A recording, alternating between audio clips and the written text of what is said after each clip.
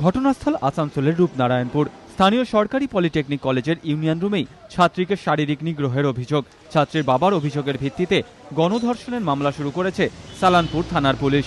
ছাত্রীর অভিযোগ, 9 অক্টোবর সকালে কলেজের এক বন্ধু পার্টি দেবে বলে তাকে ডেকে নিয়ে যায় এক বান্ধবী।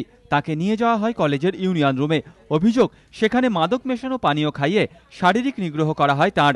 ঘটনা কাউকে বললে ইন্টারনেটে ছাত্রীর অশ্লীল ছবি ছড়িয়ে দেওয়ার হুমকি দেওয়া হয় বলেও অভিযোগ। এরপর ছাত্রীকে বিকেলে কলেজেরই 2 যুবক বাড়ি পৌঁছে দেন।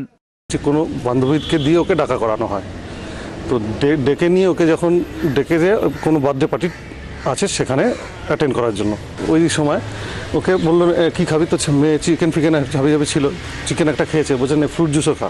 তো ফ্রুট জুস বলে কোনো ম্যাঙ্গো ফ্লেভার কিছু জুস ফুস আছে তা সেটা দিয়ে ওকে খাওয়ানো হয়। সে খাওয়ার পর সে বমি করে সে অজ্ঞান।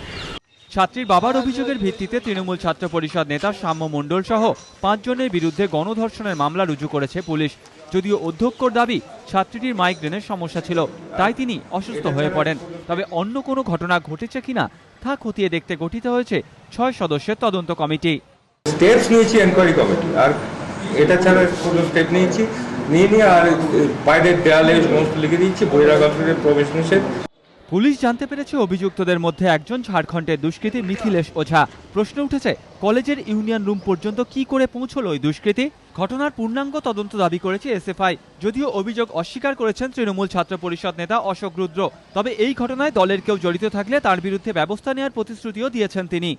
অভিযোগ যে কেউ করতে পারে, আমার কাছে এমনি কোনো তথ্য নেই যে যাদের নামে অভিযোগ করছে তারা তৃণমূল ছাত্র পরিষদের সদস্য বা কর্মী। কারণ আমাদের পরিষ্কার গাইডলাইন আছে যে যারাই এই ঘটনার সাথে যুক্ত থাকুক, তারা যদি সত্যি অভিযুক্ত হয় তাহলে সরকার এবং প্রশাসন উপযুক্ত কঠোর ব্যবস্থা নেবেন। ওই ছাত্রীটি তার বন্ধু কিছু ছিল, আর সাথে তৃণমূল ছাত্র পরিষদের জেনারেল সেক্রেটারি, তাকে ইউনিয়ন রুম অথবা কমন রুম এই দুটোর মধ্যে কোথাও একটা নিয়ে মাদক খাইয়ে তার শ্লীলতাহানি করা হয় এবং হুমকিও কিছু দেওয়া হয়েছিল। পরবর্তীতে তার বাবা অভিযোগ জানায়।